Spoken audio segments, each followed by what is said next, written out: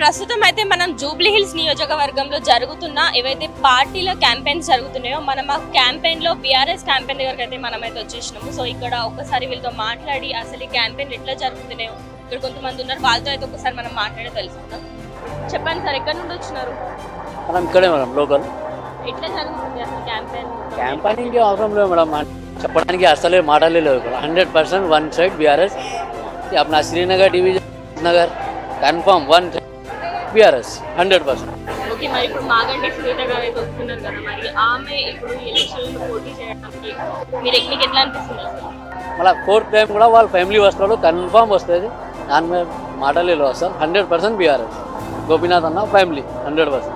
Sir చెప్పండి, అసలు campaign ఎట్లా జరుగుతుంది? ఇక్కడ ఏర్పాటు మొత్తం ఎట్లుంది? చాలా బాగున్నాయమ్మా. ప్రజలు కూడా మాతోనే ఉన్నారు. ఎందుకంటే మన మహాన్ కేసీఆర్ సార్ చేసిన పనులు ప్రజలకు చాలా నచ్చాయి. ఇప్పుడు వీళ్ళ పాలన 2 సంవత్సరాల నుంచి దగ్గర చూస్తున్నారు జనాలు. అసలు ఏ విజన్ లేదు వీళ్ళకు. విజన్ ఉంటేనే రాజకీయాల్లో ఏదైనా చేయడానికి, జనాలకి ముందు వెళ్ళడానికి విజన్ పెట్టుకోవాలి వస్తుంది. కేసీఆర్ సార్ సూపర్ విజన్తో ముందుకెళ్తారు. ఎప్పుడైనా ఫస్ట్ మనం అందరం చూసాం, 2001లో ఎప్పుడైతే పార్టీ పెట్టారో అది ఒక విజన్. అంటే మనకు తెలంగాణ తెచ్చాలా, తెలంగాణ తెచ్చుడు కేసీఆర్ సచ్చుడు. అది ఒక రియల్గా ఒక నాయకుడు కాదు, ఒక మనిషి ఒక పట్టుదలతో చెప్పిన విషయము, ప్లస్ అది సాధించిండు. అది ప్రజలకు తెలుసు. కేసీఆర్ సారే తెచ్చాడు తెలంగాణ, లేకుంటే ఇచ్చేవాళ్ళు ఎవరు లేరు. ఎందుకంటే ఇది కాంగ్రెస్ ఇచ్చిందంటారు, కానీ కలిపింది వాళ్ళే. అంతా మనకు ఉన్న ఇది గోల్డ్, భారతదేశం గోల్డ్ అంటారు. ఆ గోల్డ్ భారతదేశం కాదు, తెలంగాణ ఉండే గోల్డ్ అందరికీ తెలుసు. ఇక్కడ ఉన్న గోల్డ్ మనము చైనాతో కొట్లాడినప్పుడు ఈ గోల్డ్తోనే మనం చైనాతో కొట్లాడినాం. అట్లా గోల్డ్ ఉన్న తెలంగాణని కలిపింది కాంగ్రెస్. మళ్ళా మనం ఉండితనంతో కేసీఆర్ సార్ లేదు, మనం అంతా దోపుడికి గురి అవుతున్నాము. ఇలా కాదు, నేను దేవాలా ఇది అని మొత్తానికి ఒక చోట గ్రూప్గా అందరికీ ఒక చోట తెచ్చి, ఒక స్టేజ్ మీద తెచ్చి తెలంగాణ సాధించిండు. విజన్ అది. మళ్ళీ మన బంగారు తెలంగాణ సాధించుకోవాలా. మన జిల్లాలన్నీ కర్ణాటకలో, మహారాష్ట్రలో కలిపారు. మనం జిల్లాలని 10 జిల్లాలని 30 జిల్లాలు చేసుకోవాలా, 30 కలెక్టర్ ఆఫీస్ చేసుకోవాలా. అన్నిటికీ విజన్. ప్రతి ఒక్క డివిజన్కి ఒక బస్తీ దవాఖాన పెట్టుకోవాలా. 4 డివిజన్లో కలిపి ఒక పెద్ద సూపర్ స్పెషాలిటీ హాస్పిటల్ చేయాలా. పేద ప్రజలకు చదువుకోవడానికి ఫుడ్తో సహా, అకామిడేషన్తో సహా గురుకుల స్కూల్స్ పెట్టాలా.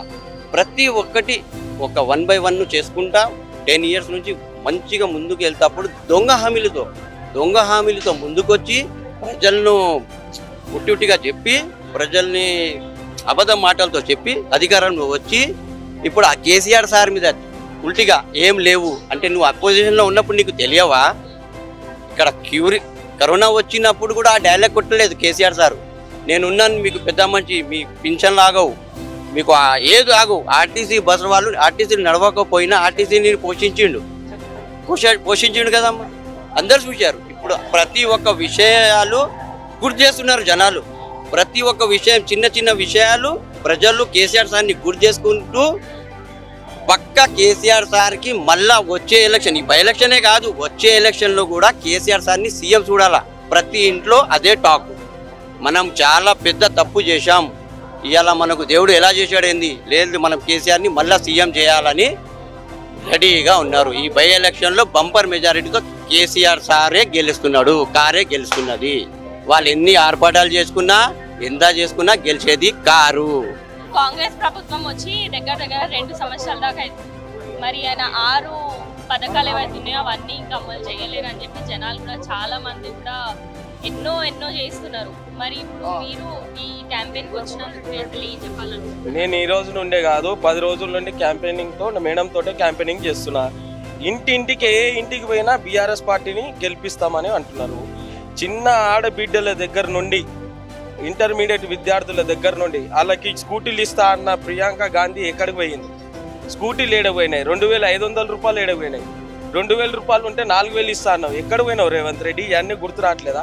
నువ్వు ఈ 6 హామీలు ఇచ్చి జూబ్లీహిల్స్లో ఓటు అడగమని నేను రేవంత్ రెడ్డి గారిని అడుగుతున్నాను.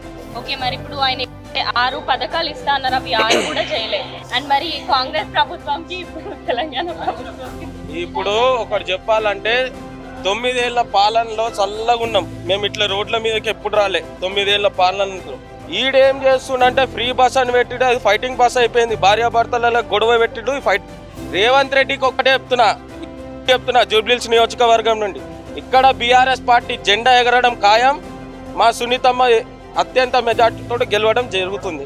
మేము ఉప్పల్ నుంచి వచ్చినాం. ఉప్పల్ కాన్స్టిట్యున్సీ బండారు లక్ష్మారెడ్డి గారి నాయకత్వంలో ఆ బండారు లక్ష్మారెడ్డి గారికి శ్రీనగర్ కాలనీ ఇన్ఛార్జ్ ఇచ్చారు.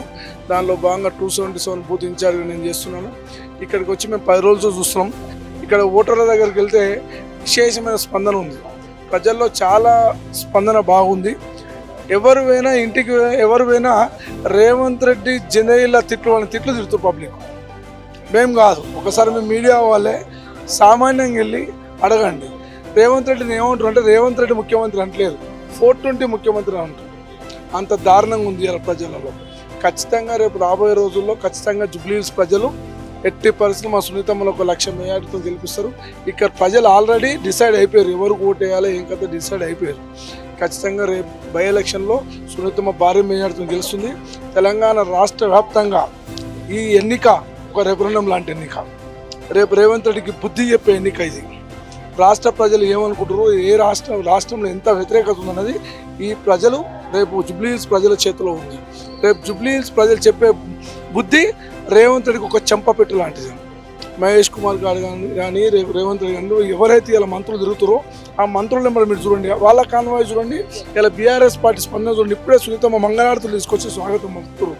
గతంలో చేసిన అభివృద్ధి కానీ గతంలో బీఆర్ఎస్ పార్టీ చేసిన అభివృద్ధిని చూసి ఈరోజు బీఆర్ఎస్ పార్టీకి ఓటేస్తాం. ఇలా ఏ ఒక్క సామాజిక వర్గం న్యాయంగా ఉందా, ఏ ఒక్క సామాజిక వర్గం సంతోషంగా ఉందా, ఏ సామాజిక వర్గం సంతోషంగా ఉంది? రైతులు సంతోషంగా ఉన్నారా? రియల్ ఎస్టేట్ వ్యాపారులు సంతోషంగా ఉన్నారా? డ్రైనేజ్ వ్యవస్థ ఉందా? ఇలా ఎట్లుంది? ఇలా జిహెచ్ఎంసీ నిధులు ఎటుపోతున్నాయి? ఏం లేదు. 2 లక్షలది 3 లక్షలు చేసి మద్యం దుకాణాలకు ఒక రీచ్ చేస్తుండే అంతే. 2 lakhs ఉన్నది 3 లక్షలు చేసిండు. మద్య షాపులు ఎక్కువ వేస్తుండు. ఇలా చూసిరా స్టేట్మెంట్ వాళ్ళ తగ్గిన డబ్బులు అని చెప్పి మళ్ళీ 6 రోజులు పొడిగించిండు.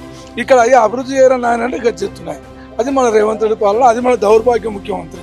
నేను Goshamahal constituency Telangana Shekhar Chari BC vice president. BRS party అయితే ఇప్పుడు 100% బీఆర్ఎస్ పార్టీ ఇక్కడ. ఇప్పుడు జూబ్లీ కాన్స్టిట్యున్సీ మొత్తం బీఆర్ఎస్ పార్టీకే మోగు చూపుతుంది ఇక్కడ. ఇంకోటి ఏంటంటే ఇప్పుడు ఈ కాంగ్రెస్ గవర్నమెంట్ ఏం చేయక కారణం ఈ 6 పథకాలు దానికి కన్ఫర్మ్ లేదు. ఇది దాని గురించి కాంగ్రెస్ గవర్నమెంట్ ఇక్కడ గెలవడం కష్టం. అంటే గతంలో 10 సంవత్సరాలు పరిపాలించిన బీఆర్ఎస్ ప్రభుత్వంలో ఏ విధంగా ఉంది, ఇప్పుడు 2 సంవత్సరాలు పరిపాలించిన కాంగ్రెస్ ప్రభుత్వంలో ఏ విధంగా ఉంది? ఇంతకుముందు మన గవర్నమెంట్ కేసీఆర్ గవర్నమెంట్ అమలు చేసిన పథకాలన్నీ 100%గా అమలుకి వచ్చినాయి. అప్పుడు ఏ పబ్లిక్ రోడ్డు మీదకి రాలే. ఇప్పుడు వచ్చిన 2 సంవత్సరాల కాంగ్రెస్ గవర్నమెంట్ వచ్చిన రేవంత్ రెడ్డి వచ్చినప్పటి నుంచి అందరు రోడ్డు మీదకి వచ్చేసారు. అదే ప్రాబ్లం అనేది ఇది మన ఈ జూబ్లీ కాన్స్టిట్యున్సీ మొత్తం drainage problem, water problems, electricity problem, ఇవన్నీ ప్రాబ్లమ్స్ ఉన్నాయి. అంటే ఇప్పుడు 23,000 ఓట్లు కూడా కొత్తగా కూడా యాడ్ అవ్వడం జరుగుతుంది. ఏ విధంగా చూడవచ్చు అంటే ఇప్పుడు కంపల్సరీగా ఈ గవర్నమెంట్ అనేది ఇప్పుడు వచ్చే ఈ గవర్నమెంట్ అంటే వాళ్ళే ఇష్యూ చేసుకున్నారు. ఇవన్నీ ప్రతి పోయి వాళ్ళే దీన్ని పెరిగించుకున్నారు. 15 నుంచి 20,000 ఓట్లు పెంచుకున్నారు. అదే మన ఇప్పుడు రాహుల్ గాంధీ పోయి ప్రతి స్టేట్లలో పోయి ఆయన కన్ఫర్మ్ చేస్తుండే ఈ ఓట్లు అనేది బోకస్ అని చేయాలని అనుకుంటా. ఆయన తెలంగాణ ఇక్కడ చూపిస్తే అది చాలా బెటర్ ఉంటుంది. ఒకటి సింపతి కూడా ఉంది అని చెప్పి బీఆర్ఎస్ పార్టీ పైన కూడా అంటున్నారు. ఏ విధంగా చూడవచ్చు? అది సింపతి అనేది కాదు. సింపతి అనే సమస్య ఆల్రెడీ సింపతి వచ్చేసింది బీఆర్ఎస్ గవర్నమెంట్. ఇంకేంటంటే మాగంటి గోపీనాథ్ 10 ఏళ్ళు పరిపాలించిండు. ఆయన చేసిన పనులైనా అభివృద్ధి 100% బాగున్నాయి. కానీ ఈ సింపతి ఓట్ల సమస్య ఉంటుంది. బీఆర్ఎస్ గవర్నమెంట్కి చాలా మైనారిటీ ఓట్స్ కానీ ఎస్సీ కానీ బీసీ ఓట్స్ అని చాలా 100% పర్ఫెక్ట్ ఉన్నాయి. ఓకే, గెలుస్తారని చెప్పి ధీమా వ్యక్తం చేస్తున్నారు. ఎంత మెజార్టీతో గెలిచే అవకాశాలు ఉన్నాయి జూబ్లీహిల్స్లో? ఇది ఎంత 1,00,000 ఓట్లతో రావచ్చు, 1 ఓటుతో గెలవచ్చు. కానీ బీఆర్ఎస్ గవర్నమెంట్ గెలుస్తుంది 100%. అంటే మరోవైపు కాంగ్రెస్ వైపు బీజేపీ కూడా చాలా పోటీ చేస్తున్నాయి. బీజేపీ అయితే అంత పోటీ లేదు. బీజేపీది అయితే ఉంటే ఇద్దరి మధ్యలోనే ఉంటుంది. కాంగ్రెస్ ప్లస్ బీఆర్ఎస్ రెండే బాగుంటాయి. బీఆర్ఎస్ గురించే చెప్తున్నాం, బీఆర్ఎస్ గురించే మాట్లాడుతున్నాం. వచ్చే పథకాలన్నీ ఇప్పుడు బీఆర్ఎస్ గవర్నమెంట్ వచ్చి పథకాలు 100% అవుతాయి. అదే మీకు మళ్ళీ కాంగ్రెస్ గవర్నమెంట్ వచ్చి పథకాల కన్ఫర్మేషన్ కావు. ఇక్కడ నుంచే మొదలవుతుంది మన తెలంగాణ వచ్చే బీఆర్ఎస్ గవర్నమెంట్. ఇక్కడ వస్తేనే ఆల్రెడీ తెలంగాణ మొత్తం బీఆర్ఎస్ గవర్నమెంటే. నెక్స్ట్ మీకు 2 years తర్వాత బీఆర్ఎస్ గవర్నమెంటే ఉంది. ఓకే, ప్రజలు ఎలాంటి సమస్యలు చెప్తున్నారు? ఈ 2 సంవత్సరాలలో కాంగ్రెస్లో ఇబ్బందులు పడేది ఏం లేవు. ప్రతి ఇచ్చే 600 పథకాల నుంచి స్కీమ్స్ గురించి వీళ్ళు ఇచ్చే 6 పథకాలకి వెళ్ళి ఏ పథకం సక్సెస్ లేదు. ఒక్కటే మహిళా బస్సెస్ గురించి ఉండే అది బాగా ముందుకు వెళ్ళింది, కానీ అది సక్సెస్ ఫెయిల్యూర్ అయిపోయింది. అది ఇప్పుడు వాళ్ళు పెట్టే భవన్లు అని బస్ డిపోస్ అన్ని వేలం పెడతారు వాళ్ళు. ఇక్కడ కాంగ్రెస్ గవర్నమెంట్ వచ్చిందంటే 100% ఇవన్నీ ప్రైవేట్ కంపెనీస్కి అమ్ముడు పోతాయి. ఇవన్నీ వీళ్ళన్నీ తీసుకుపోతారు, ఒక్క పథకం అమలు చేయరు వీళ్ళు. ఇదైతే 100%. ఓకే, జూబ్లీస్ ప్రజలకి చెప్పాలనుకుంటే మీ తరఫున ఏం చెప్పాల్సింది? ఇప్పుడు జూబ్లీస్ ప్రజలకు ఒకటే మాట చెప్తున్నాను, మీరు ఏం చేసినా ప్రతి మనిషికి వచ్చేసి బీఆర్ఎస్కి ప్రతి మనిషికి ఓటు కంపల్సరీ ఇవ్వాలి. బీఆర్ఎస్ గవర్నమెంట్కి వేయండి. వస్తేనే మనకు ఈ జూబ్లీ కాన్స్టిట్యూన్సీ బాగుపడుతుంది. ప్రతి డ్రైనేజ్ ప్రాబ్లం ఉండని, మీకు ఎలక్ట్రికల్ రోడ్స్ ఉండని, ఏ విధంగా ప్రాబ్లం ఉన్నా మీకు గవర్నమెంట్ రాగానే మీకు హరీష్ రావు, కేటీఆర్, కేసీఆర్ అండగా ఉంటారు. ఎంత 10 నిమిషాలతో కాదు మీకు రానికే. వాళ్ళు ఒక్క ఫోన్ చేయగానే మీకు 10 నిమిషాలు మీకు కాన్స్టిట్యూన్సీకి వస్తారు. ప్రతి ఏ పని కావాలన్నా, ఏ పని చేసినా, ఎంత ప్రాబ్లం ఉన్నా వాళ్ళు వచ్చి సాల్వ్ చేసిపోతారు. ఇప్పుడు స్పందనలో బీఆర్ఎస్ గవర్నమెంట్ 100% ఉంది. ఇంకొకటి ఏంటంటే ఇప్పుడు దానం నాగేందర్ ఏం చేస్తున్నట్టే, ఆయన బీఆర్ఎస్ గవర్నమెంట్ అని కాంగ్రెస్కి వెళ్ళిపోయిండు. మళ్ళీ బీఆర్ఎస్ గవర్నమెంటే ఆయన మళ్ళీ నేను ఎమ్మెల్యే ఉండాలి. ఆయన ఎమ్మెల్యే పదవికి వదులుతలేడు, కానీ క్యాన్వాసింగ్ చేస్తున్నాడు. కాంగ్రెస్ గవర్నమెంట్కే క్యాన్వాసింగ్ చేస్తున్నాడు ఆయన. కానీ ఇది తప్పు, ఇది చేసేట అనేది మీరు గవర్నమెంట్ అనేది కాంగ్రెస్ గవర్నమెంట్ చూడాలి. లేకపోతే దీనికి ఏం పరిష్కారం చేస్తారో తీయండి. కానీ దానం నాగేందర్ చేసేది తప్పు ఇది.